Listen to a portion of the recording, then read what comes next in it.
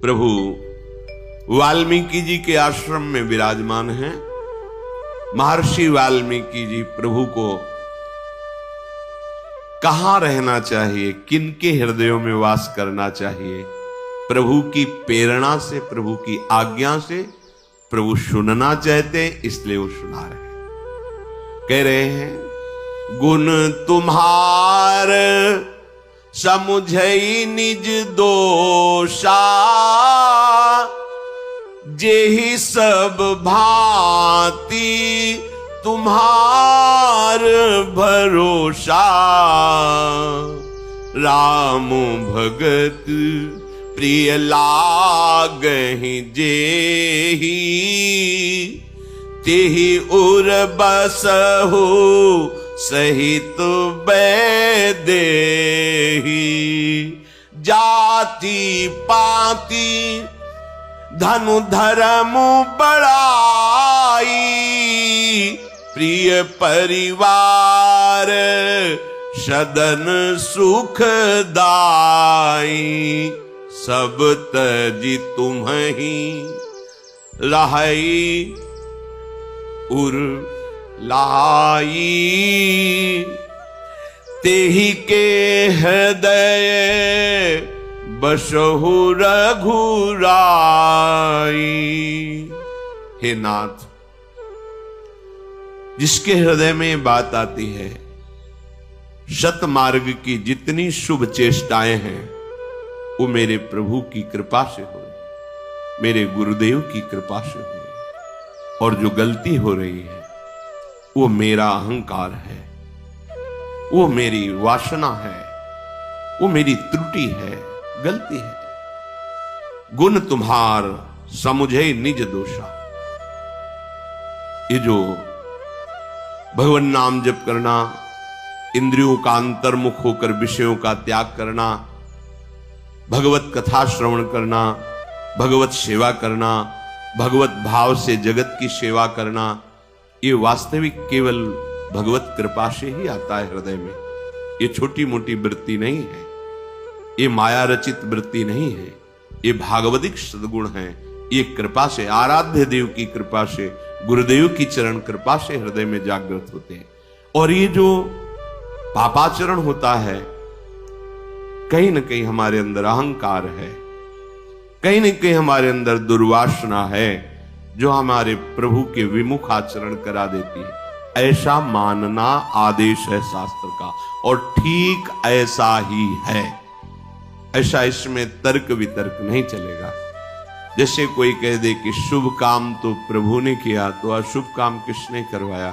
तो आपको सच्ची बताए, जिस दिन आपके हृदय में ये निष्ठा जागृत हो जाएगी कि सब भगवत कृपा से हो रहा है, तो अशुभ कर्म करने वाला अहंकार ही नहीं रह जाएगा। जो अहंकार गलित हृदय है, उसी में ये भाव टिकता है कि सब मेरे प्रभु की कृपा से हो, तो उससे पापाचरण होगा ही नहीं। ऊसर वर्षई तरण नहीं जामा, संत हृदय जिम उपज न कामा। जैसे ऊसर में खाद पानी कितना लगा दो, घास नहीं होने वाली, ऐसे ही चाहे जितना विषय सामग्री आसपास हो, जो भगवत अनुरागी हृदय, उसमें वेदना विषय भोगने की नहीं आ सकती।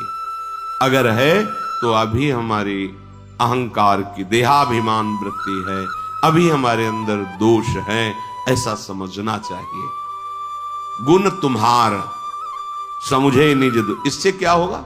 दैन्यता जागृत हो जाएगी। देखो, श्री सूरदास जी महाराज बहुत उच्च कोटि के महापुरुष हैं। प्रगट में आंखें नहीं हैं, लेकिन दिव्य आंखें ऐसी है जो प्रगट की आंख वालों में भी सामर्थ्य नहीं है।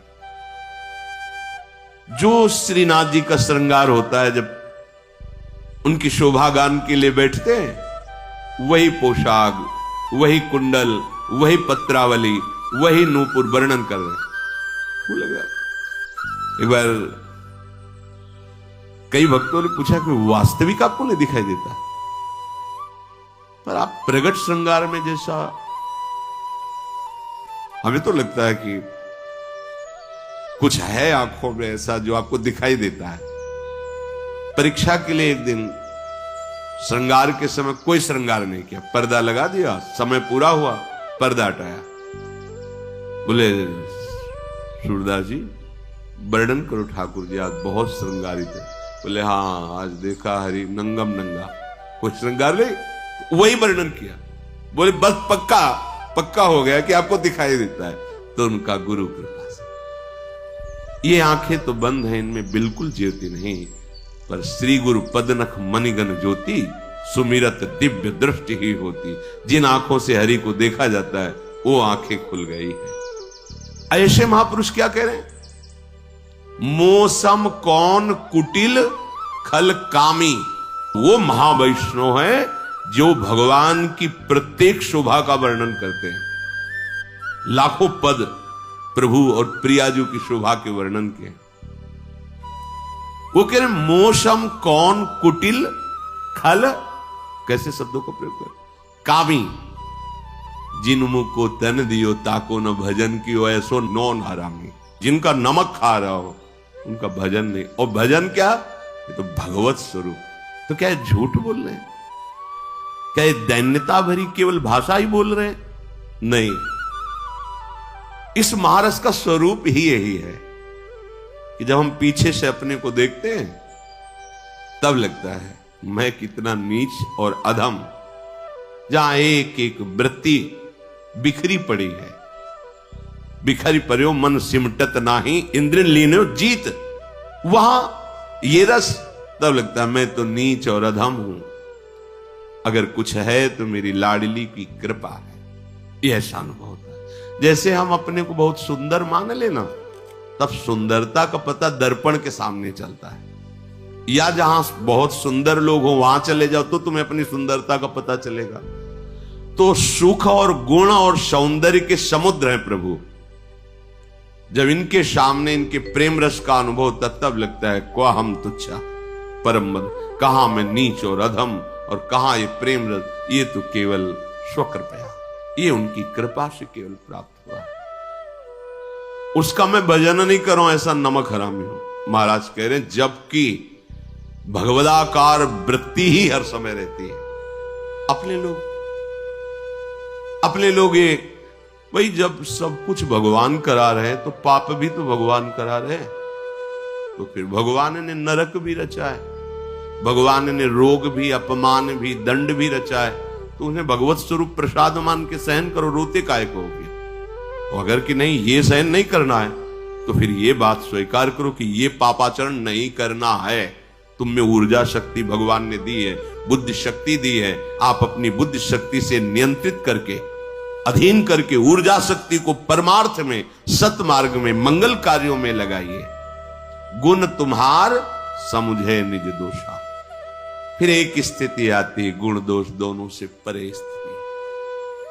अपनी जब याद ही नहीं रह जाती, केवल प्रभु ही प्रभु, वो स्थिति आती है। ब्रह्म नहीं, माया नहीं, नहीं जीव नहीं काल, और अपनी सुधि नारे एक रहे हो नंदलाल। अब खत्म, अब तो कोई शंका नहीं, कोई गुण नहीं, कोई दोष नहीं, कोई लाभ नहीं, कोई हानि नहीं।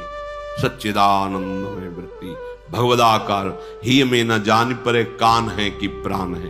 प्राण भय कान में, कान भय प्राण में, ही में न जान परे कान, ये चरम अवस्था की। और जिसको भगवान का भक्त दिखाई देते ही ऐसा प्यारा लगे जैसे अपना कोई प्रिय सगा संबंधी रिश्तेदार दिखाई देना, तो कैसा लगता है? एकदम हृदय। एक जगह वर्णन है कि जैसे बादल को देखकर मोर कुहुक पड़ते हैं, नाच पड़ते हैं, ऐसे भगवत प्रेमी महात्माओं को देखकर हृदय नाच पड़े। अहो भाग्य, अहो भाग्य, राम भगत प्रिय लाग ही जाही जेही तेयुर बसो सहित वैदी। हे नाथ, आप उसके हृदय में प्रियाजू के सहित विराजमान हो जो आपके भक्तों को देखकर आनंदित होते, नाच पड़ता है हृदय।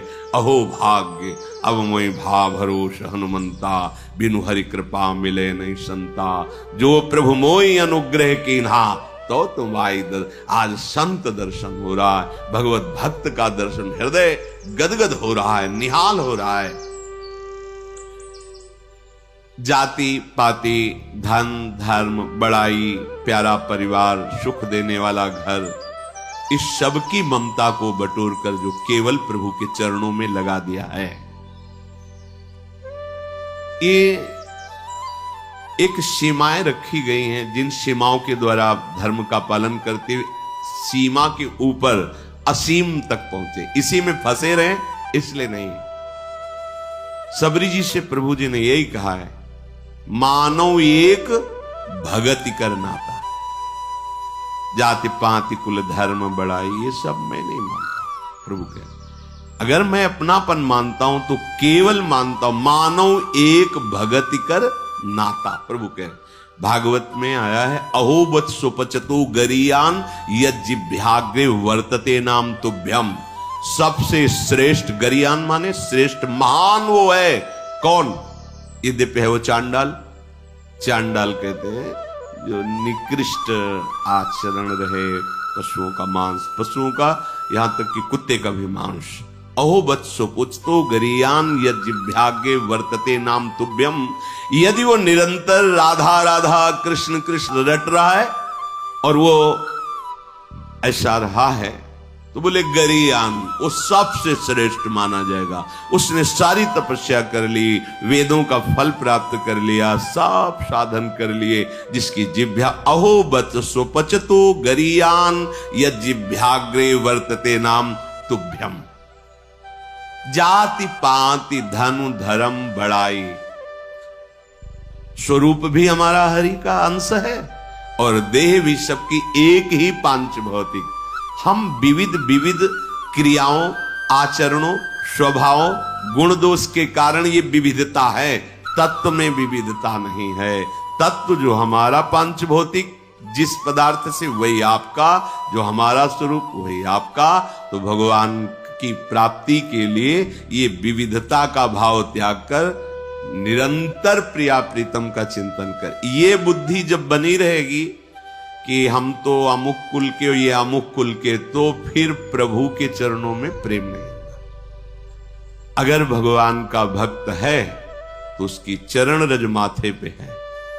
कहीं भी हमको जाति पाति कुल, ये अविद्या जनित रचना है, अविद्या जनित। इस सत्य सच्चिदानंद की प्राप्ति की जब ऊंचाई पे पहुंचते तो चाहे किसी भी मार्ग का पथिक हो, इसके ऊपर विचरता है। ये बंधन केवल बंधन को काटने के लिए है। आप अपने धर्मानुसार, वर्णाश्रम धर्मानुसार चलेंगे, आपकी बुद्धि पवित्र होगी और फिर इसका त्याग करके आप भगवान के चरणों की प्रीति को प्राप्त होंगे। जाति पाति कुल कर्म धर्म व्रत संस्कृति हेतु अविद्यानाशी। सेवक जी महाराज कह रहे हैं ये कैसे? बोले जन्म मरण का हेतु है ये। कैसे? अविद्याग्रसित है। जब अहंकार इस बात का हो जाता है कि मैं अमुक, तो बहुत परेशानी होती इस अहंकार को मिटाने को। हमने देखा है, बड़े बुजुर्गों में देखा है कि वो जो बैठ गया कि मैं अमुक, तो वो भूल गया असलियत को कि मैं कौन हूं, और देह जहां जन्मा उसी अहंकार में इतना कि बड़ा अपराध कर बैठते हैं। तो जो जाति पाति धन धर्म बड़ाई, प्रिय परिवार सदन सुखदाई, सब ताजी तुम्हें राहे उर लाई। हम कौन है? हम हरि के जन हैं, बस और कुछ नहीं। हमारा परिचय क्या है? हम हरि के जन हैं। हमारा परिचय क्या है? हम प्रियालाल के, बस इसके आगे कोई परिचय नहीं। वैसे भी जो जितने शरणागत प्रभु सब अच्युत कुल गोत्री हैं, जैसे अपने लोग कहते हैं श्री हरिवंश सुगोत कुल देव जाति हरिवंश। हा हरि रा राधा व वृंदावन सा सहचरी। सहचरियों के मध्य में वृंदावन धाम में विराजमान प्रिया प्रीतम, यही हमारे कुल हैं, ये हमारे गोत्र हैं, ये हमारी सिद्धि है, ये हमारी साधना है, यही हमारे जीवन है। ये परिचय है भक्त का। आप कहां जन्मे, आप किस कुल में, आप क्या हैं, ये परिचय भक्त का नहीं है। ये शरीर का भले हो सकता है, भक्त का परिचय है जो कुछ है सब प्रिया प्रीतम। किस कुल में जन्मे? प्रिया प्रीतम के कुल में, श्री हरिवंश सुगोत अच्युत कुल। जैसे सब वैष्णवजन अच्युत कुल, किसको गोत्र में? हरि के गोत्र में। हमारा कुल भी हरि है। वैसे भी मूल में आओ, सबके मूल हरि है, हरि से ही सब प्रकट हुआ है, अंश भी और ये भी जो परापरा प्रकृति है ये सब हरि स्वरूप ही है। तो कह रहे हैं ये सब प्रभु के चरणों में समर्पित कर दो, एकमात्र अपने हृदय में केवल प्रभु से संबंध रखो। तेहि के हृदय बसहु रघुराई, उसके हृदय में हे नाथ आप विराजमान हो। सरगु नरकु अपबरगु समाना, जहां तहां देख धरे धनु बाना, कर्म बचन मन रावुर चेरा, राम करहु तेहि के उर डेरा। प्रभु जिसकी ऐसी वृत्ति बन गई है कि ना स्वर्ग की चाह है ना नरक से कोई भय है। क्यों? वो जहां देखता है अपने प्रभु की सत्ता देखता है। प्रभु की सत्ता देखने के कारण ना स्वर्ग ना नरक ना अपवर्ग एक समान, जिसे भगवत ऋषि जी कहते हैं स्वर्ग नरक अपवर्ग आस नहीं त्रास है। जहां राखो ता रहो मान सुख, जैसे आपको सुख मिले नाथ जहां रखो।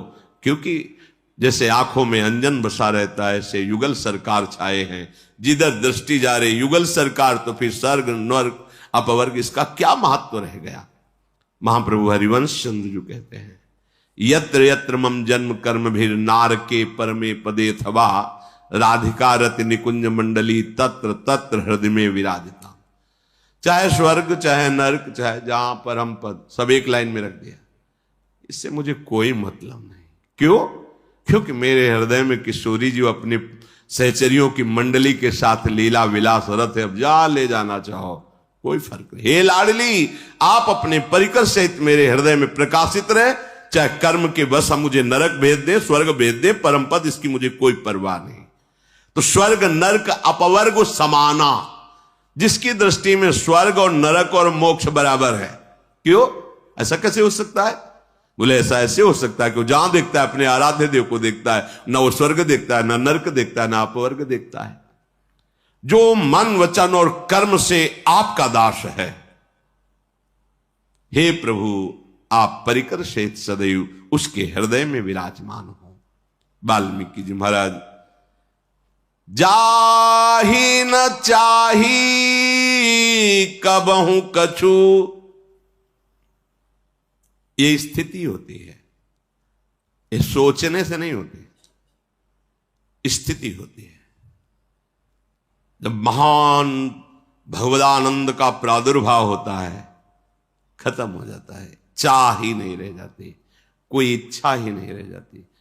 कैसे प्रकट हो? क्योंकि जिसकी चाह से हम जन्म जन्मांतर खोज रहे थे, उसी आनंद की चाह में हम भूलकर विषयों में गए, हमसे पापाचरण हुए, हमसे गलतियां हुई। आनंद की खोज में दिशा गलत थी, इसलिए अब सही दिशा गुरुदेव ने दी, और जब आनंद की अनुभूति हुई तो कोई इच्छा नहीं रह जाती। जाहि न चाही कबहू कछु, तुम सन सहज सनेहु, बसहु निरंतर तासुर, सोराउर निज गेहूं। हे प्रभु जिसके हृदय में कोई इच्छा नहीं है, आपसे कुछ नहीं चाहिए, थोड़ा सा प्रेम अगर हो जाए, थोड़ा सा भी किनका आ जाए तो ये स्थिति आ जाती है। प्रेम में अपने प्यारे को सुख पहुंचाने के सिवा और कुछ याद ही नहीं रहता। प्यारे को सुख, देहाभिमान में अपने शरीर सुख के सिवा और कुछ याद नहीं रहता। प्रेम केवल अपने आराध्य देव को कैसे सुख मिले, आराध्य देव के प्रतिकूल तो स्फुरना ही नहीं हो सकती। आराध्य देव सर्वानंदमय है। जब सर्वानंद में प्रभु का अनुभव हो जाता है तब किसी भी सुख की चाह नहीं रहती। ये हृदय की स्थिति होती है। तो हे प्रभु, जिससे कभी कुछ भी नहीं चाहिए, जिसका स्वाभाविक सहज प्रेम आपसे है, आप उसके हृदय में, मन में ऐसे निवास कीजिए जैसे अपने घर में रहा जाता है। बाहर गए कहीं तो 1-2 दिन रुके चले आए, लेकिन घर तो अपना है ना। तो जो ऐसा भक्त होता है उसके हृदय को भगवान अपना घर मानकर विराजमान होते हैं। मुनिश्रेष्ठ वाल्मीकि जी ने प्रभु को ऐसे भक्तों के हृदय में निवास करने की प्रार्थना की। प्रभु मुस्कुराए और उनके वचनों का अनुमोदन किया। फिर मुनि ने कहा कि हे सूर्य कुल के स्वामी, अब आप प्रकट में रहने के लिए जो बात, तो ये बहुत सुंदर चित्रकूट है। इस चित्रकूट पर्वत पर आप वनवास का समय काटिए। यहां बड़ा सुहावना वन है, बड़े सुंदर सुंदर पर्वत हैं, लताएं हैं। यहां हाथी, सिंह, हिरण, पक्षी बहुत आयत में हैं, पर यहां ऋषियों के प्रभाव से सब निर्वैर रहते हैं। बड़ी पवित्र नदी है मंदाकिनी, जो अनुसुईया जी के तपस्या के बल से प्रकट हुई है। एक समय महाराज अत्रि जी समाधि से बाह्य दशा को प्राप्त हुए और कहा जल। उस समय जल की बड़ा अभाव वृत्ति थी, वर्षा भी नहीं हुआ था, कोई सरोवर में भी जल नहीं था, कोई कूप आदि भी नहीं। स्वामी ने जल मांगा है।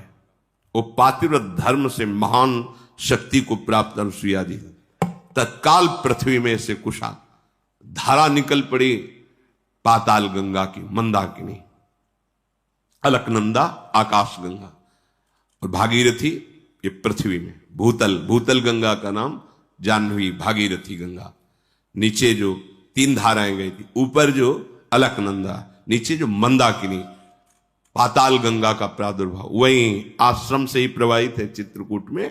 और वो अनुसुईया जी के पातिव्रत धर्म के तप का आज भी प्रभाव दिखाई दे रहा है कि वो सहज स्वाभाविक मंदाकिनी जी, बड़ा परम पावन जल है, बड़ी अद्भुत शोभा चित्रकूट के है, मन लुभायमान हो जाता है। भगवान ने प्रशंसा करते ही अनुसुईया जी के पातिव्रत धर्म की, तप बल की महिमा बताई। मंदाकिनी गंगा नाम है, पाप रूपी जितने भी हैं उनको सबको नष्ट करने के लिए महान विकराल रूप है मंदाकिनी। अर्थात मंदाकिनी गंगा का आचमन, अवगाहन पापों का नाश करने वाला है। और बड़े अत्रि जैसे महापुरुष यहां विराजमान हैं। वाल्मीकि जी ने बताया, जो योग, तपस्या और जप के द्वारा अपने इंद्रियों को परम पावन करके अधीन किए हुए हैं। हे श्री राम, आप सबकी तपस्या को सफल करने के लिए, पर्वत श्रेष्ठ चित्रकूट को गौरव प्रदान करने के लिए आप यहां विराजमान हुए। महर्षि वाल्मीकि जी ने चित्रकूट की बड़ी महिमा बखान की।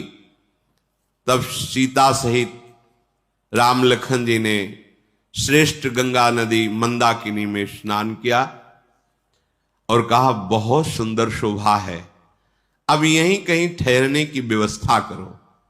लक्ष्मण जी ने पैश्वनी नदी के उत्तर के ऊंचे किनारे को देखा और उस स्थान में कुटिया बनाने की सोची। लता पता घास फूस से जो कुटिया बनती है, जे ही सोचा तो विश्वकर्मा जी और बड़े बड़े देवता कोल भीलों का रूप धारण करके आ गए और कहा, प्रभु जंगल में फूस की झोपड़ी बनाने में हम लोग बड़े कुशल हैं, यदि आज्ञा हो तो मेरा सौभाग्य हो गया, मैं निर्माण कर दूं। प्रभु ने देखा कि कोल भीलों के रूप में तो साक्षात विश्वकर्मा, देवराज इंद्र, ये बड़े बड़े लोकपाल आए हैं। मुस्कुरा करके अनुमति दे दी। सुंदर सुंदर घास, पत्ते, कुश, इनसे ऐसी कुटिया का निर्माण किया मानो स्वयं कामदेव ने अपने हाथों से, बहुत ही श्रृंगारपूर्ण। और सौरभ आ रही थी, लताओं की ऐसी ऐसी सुंदर वस्तुएं जिससे सुगंध आ रही थी। स्वाभाविक सौरभ से सुवासित कुटिया, और 2 कुटिया बनाई, एक सियाराम जी के लिए और एक लखनलाल जी के लिए। उस समय जब बड़े बड़े नाग किन्नर दिक्पाल देवताओं को ये पता चला कि कुटिया बन गई है, प्रभु चित्रकूट में विराजमान है, तो कोई वेश बदल कर, कोई साक्षात रूप में आ करके प्रभु के दर्शन करके नेत्रों का लाभ लेते हैं। फूलों की पुष्पांजलि चरणों में अर्पित करके कहते, हे नाथ, आज आपके दर्शन से हम सनाथ हो गए। बड़े बड़े ऋषि मुनियों को जब पता चला कि हमारी तपस्या का फल साक्षात प्रभु श्री हरि अब यहीं चित्रकूट में विराजमान होंगे, नाचते हुए, कीर्तन करते हुए मुदित मुनियों की मंडली आकर के सियाराम लखन के रूप का पान करते हैं और साष्टांग दंडवत करते हैं। प्रभु किसी को देखकर, किसी को हाथ जोड़कर, किसी को गले लगा करके उनको संतुष्ट करते हैं। जैसी जिसकी भावना वैसा सुख प्रदान कर रहे हैं। जथा जोग सन्मानी प्रभु विदा किए मुनि वृंद, करहि जोग जप जाग तब निज आश्रमनि सुछंद। अब कोई भय नहीं रहा निशाचरों का, साफ स्वच्छंद होकर के खूब जप यज्ञ और नाना प्रकार के भागवती अनुष्ठान लेकर ऋषि लोग आनंदित होकर चित्रकूट में विराजमान हैं। जब वास्तविक जो वहां कोल किरात कोल भील रह रहे थे, उनको जब पता चला कि ऋषि मंडली प्रभु के दर्शन के, उनके भी मन में आया, देखे कैसे है प्रभु, कोई कंद, कोई मूल और कोई दोना में जल भर के, मंदाकिनी का जल भर करके, क्योंकि भेंट लेकर जाना चाहिए आराध्य देव गुरुदेव, उनके चरणों में चल रहे। उनके हृदय में इतनी दैन्यता है कि क्या प्रभु हमसे बात करेंगे? हम लोग तो कोल भील की रात है, क्या प्रभु हमारा लेकर के ये जल पान करेंगे, ये फल खाएंगे? तो जो पहले प्रभु की महिमा देख सुन चुके थे वो ढांढस बंधाते हैं, बड़ा कोमल स्वभाव है। प्रभु किसी से भी सहज में प्यार से ही उनके हृदय में साहस बढ़ता है। वो सब आते हैं, सामने भेंट रखते हैं, जैसा भाव आता है वैसे प्रणाम कर रहे हैं।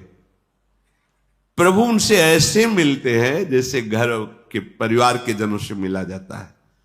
वो तो चित्रलेखे से रह जाते हैं। प्रभु का स्वभाव, प्रभु की प्रेम मुद्रा, प्रभु का वो रूप, परमानंद में निमग्न हो जाते हैं। उनके आंखों से अश्रु बहता है।